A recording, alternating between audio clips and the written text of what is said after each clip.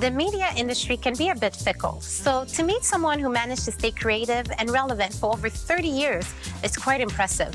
Today's guest can tell us a lot about what it really means to work on radio and TV.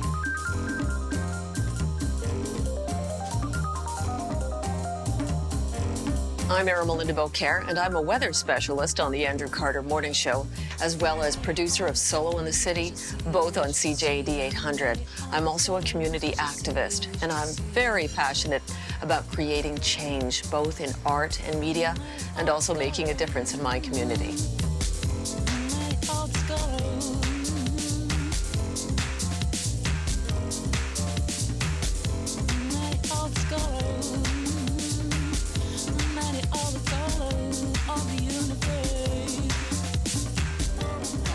Eramelinda, I said it correctly. You said it great. If I had $1 for every time I had my name mispronounced, I'd have a lot of dollars. I'm sure. Yeah. Well, it's a very original name. Do you know what the origins are? It's Spanish. My mother's parents were from Barcelona. They were from the north of Spain, and it's a Castellano, because when you speak Spanish in the north of Spain, you have to the F. Yes. Yeah, so he's from the north of Spain. Right. And if you go there and you try to just speak regular Spanish, some people aren't too happy about that. They throw paella at you. Yes, I remember that. I'm joking. They don't do that. They don't. But I remember, people feeling a little bit like, oh, okay, But they sound so completely different. I was in Barcelona 2 years ago, and it's one of the most beautiful cities in the world. Right. It's stunning. The art galleries, the food, the people, the men. The churches. Oh my God, the churches. Yes. Yeah, I remember. The men in the churches. The men in the street, wherever they are. They're so distinguished, and they have such attitude.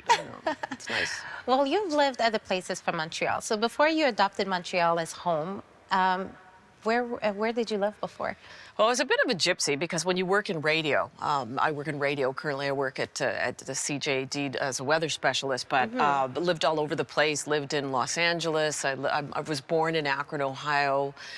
Lived in Ottawa. Lived in Princeton. Lived in Florida for a while. I did art history at Trinity in Dublin. So travel is great because you just learn different attitudes. It takes you out of your comfort zone. You eat different foods, you fall in love with different things. Right, with different men. Yeah, with different men. Millions and millions of, no. Well, you've been part of Montreal's media scene ever since you moved here. And it's been a long time. I was looking at your bio on LinkedIn, and you've done everything.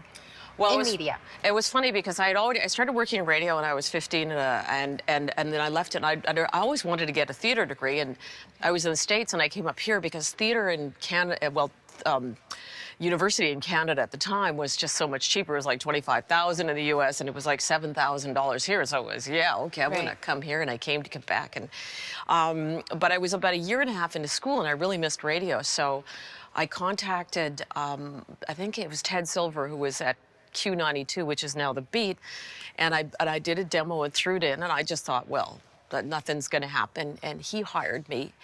And then after that, I actually had to have an operation on my feet, so I was out of work for a while, and then I threw in a demo to Shome, and Ian McLean hired me to come and work at Shome.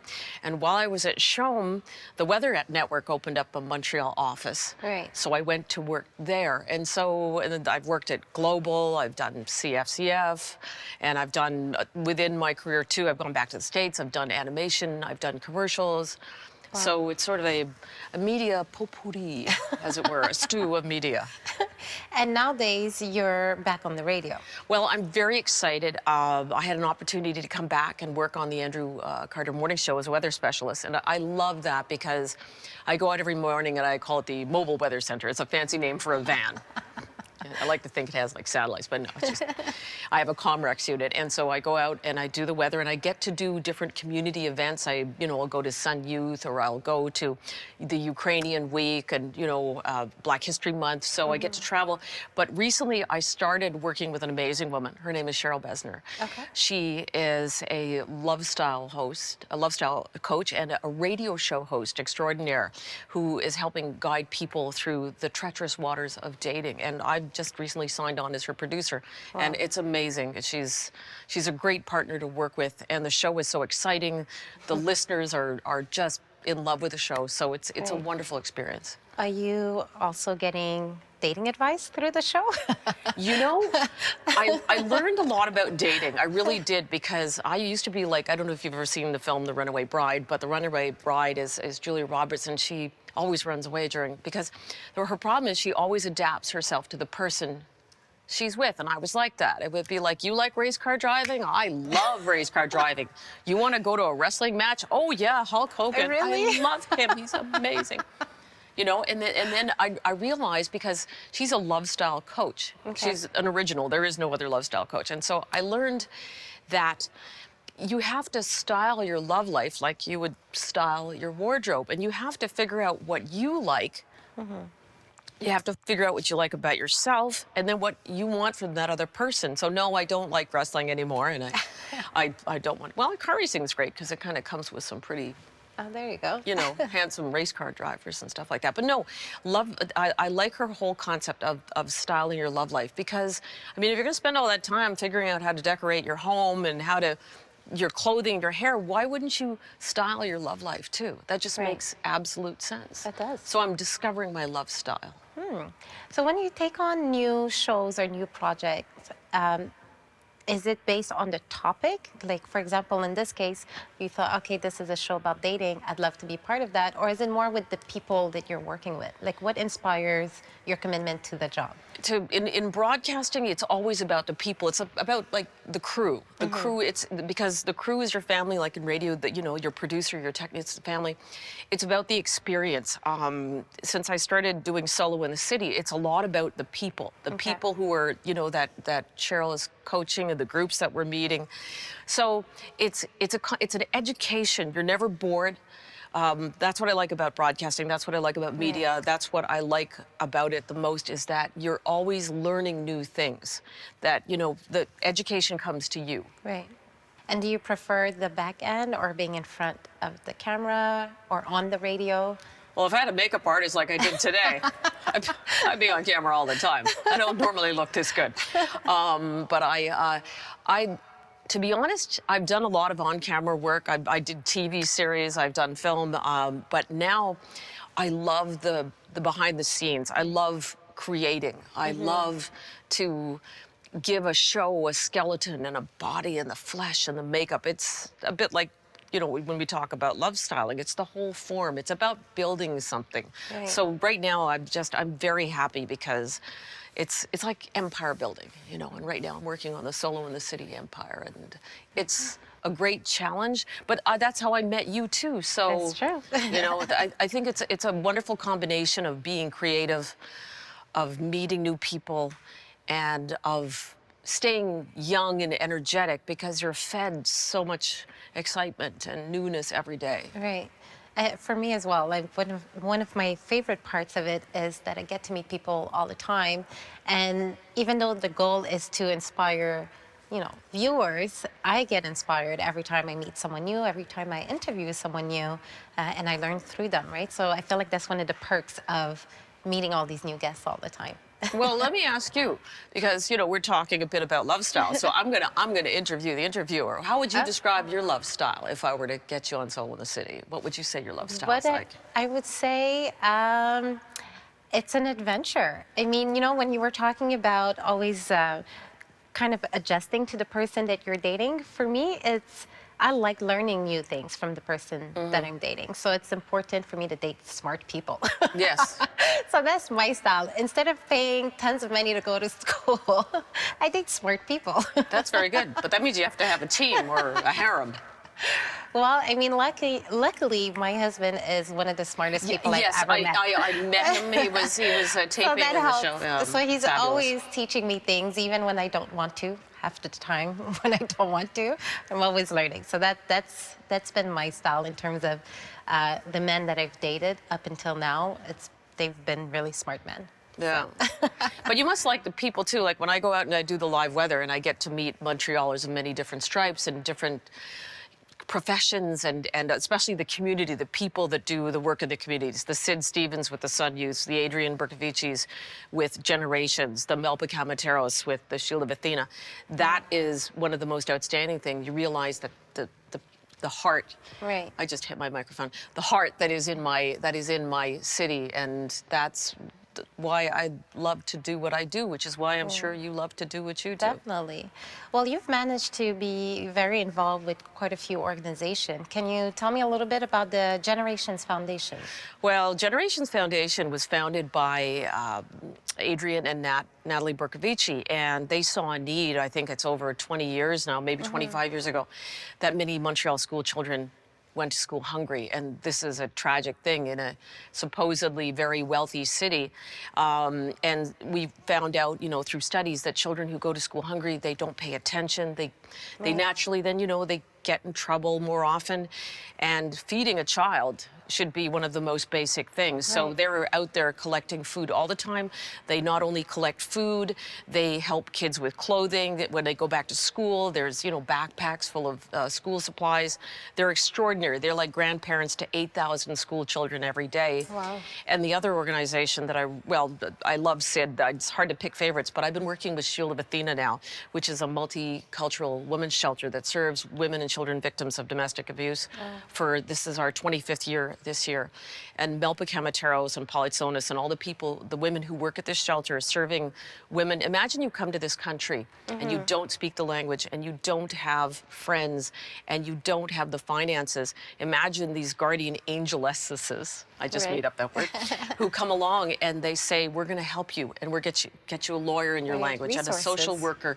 And they're actually beginning a second stage now, so that, because you can only really stay at a shelter for about 3 months, they're going to start a second stage now where women can transition and live there for a year. So it's just, this is a city of angels. It just is.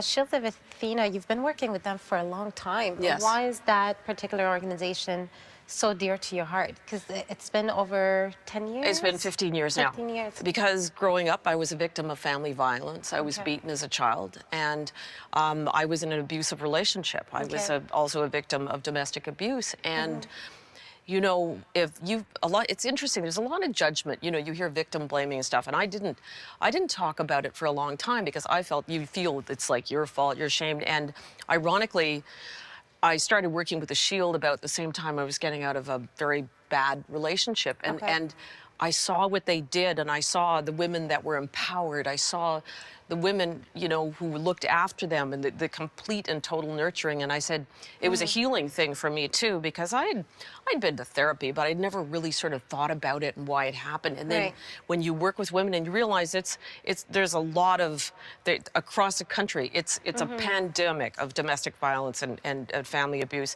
And a lot of people don't talk about it. Yeah, and we don't, and so we're talking about it right now, and this is awesome. We're not hiding it anymore. And you know what? When you talk about it, it becomes small. It becomes small, it becomes powerless, and it doesn't have any effect on you. So I'm here to empower women and children with the Shield to say, like, you can get out of this, you can have a great life, and it's not your fault. Right, and that's the important part, right? It's not your fault, especially for children. They tend to think that it is. Oh, yes, absolutely, and they internalize. So actually, the Shield has an art therapy program for children, which is amazing and heartbreaking. And, it's funny, anytime I'm looking to bring someone on board, I just have to show them, one of the pictures of these children, and it's like, that says more. Those pictures that those kids did, with like the picture of the dad as the monster and them hiding in a corner. It says a lot. It's more powerful. You don't even need words for that. I think it's amazing that you find the time to be involved with all these organizations and then still work on these shows and these various projects. How do you find the time to balance it all? Well, I think that when you work at what you love, both in, the community and with your job, it doesn't become a job. It becomes fuel. And it just makes you want to get out of bed every day and try something else, try something new. I'm always learning something new on the job, working with the Andrew Carter Morning Show. We have so many experts on the show. Working with Cheryl is like a dream experience on Solo in the City. I mean, you can't ask for better. Getting to do cartoon voices. I love to do that. I just like to be someone else. It's just... I have a lot of different people in me, and they all have lots of shoes. No, I enjoy the work, so it doesn't become work. It becomes just part of my blood, my life. Right.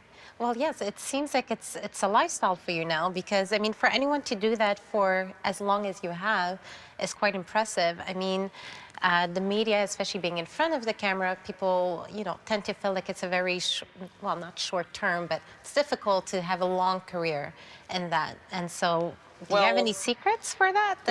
Let's talk about the elephant in the room, and that is, there is in the media we talk a lot about ageism, yes.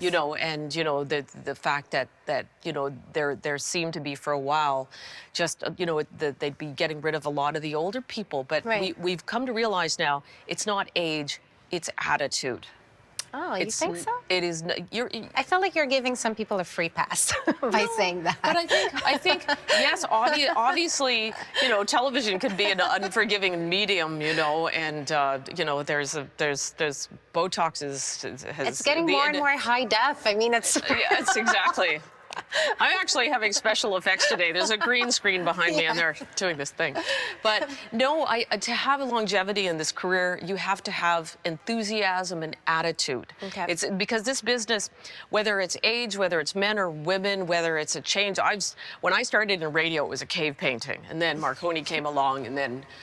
But what it is, it's you always learn new things. About 2 years ago, I knew nothing about social media. Now I'm Snapchatting and Instagramming and Periscoping and, But once again, when you learn new things, and I find too, for someone in my age group, right. We have a lot of value because we have institutional knowledge and we right. know things. So I find now it's great because I work with young people like yourself, and it's a great exchange because you teach me new things, and you'll teach me new things about art and fashion, industry, because I know that you focus on women and strong women. So I'll learn that from your perspective, and you'll learn from my experience. But frankly, I don't feel my age at all. Okay. Depending on the party the night before. But, I have to say that I always feel young because I always feel like there's something else to do. I think you lose in this business, if you start to lose your enthusiasm and you right. lose your curiosity, that's when you become obsolete. You okay. always have to be next step, next step, next step. Okay, so it's more. I'll be around like when I'm 100. We'll be having this conversation from behind my walker. Hey, no problem. Why not?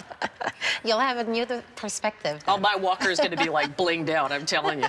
There's going to be like diamonds on it. So that's, it's interesting, because I have to admit, that's the first time that I hear that it's not so much about the age, that it's more about the attitude. So with the right attitude, one can have a longer career. Absolutely. One of my favorite poets, Maya Angelou, once said, if you don't want to be a doormat, get your rear up off the floor. And a lot of people, it's an industry where you can be bullied because it's very, very competitive. It's right. like swimming with the sharks. Very competitive. So you have to have, I think it's a combination of having a strong attitude, knowing who you are. It's a bit like, actually, Cheryl's been teaching me not only how to style my love life, but also you style your career. Right. That's another thing for Cheryl to do now, styling the career. But you style your life. I need to get Cheryl to coach me.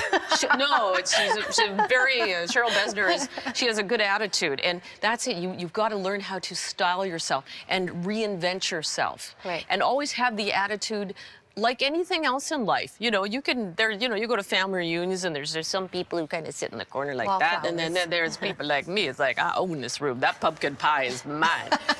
You have to own it. You always have to own it. Never bully, but always be there. And yep, I'm a force to be reckoned with.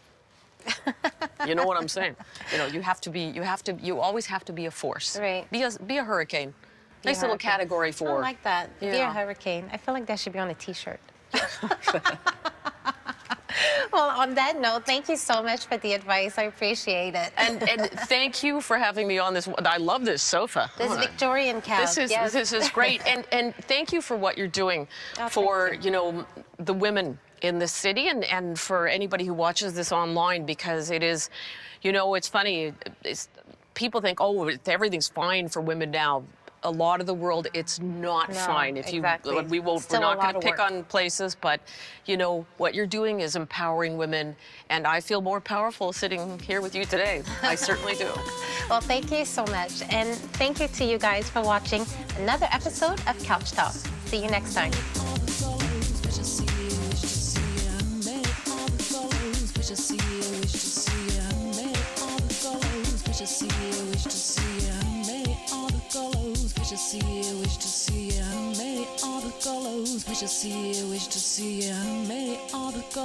Wish to see you, wish to see you, many other colors.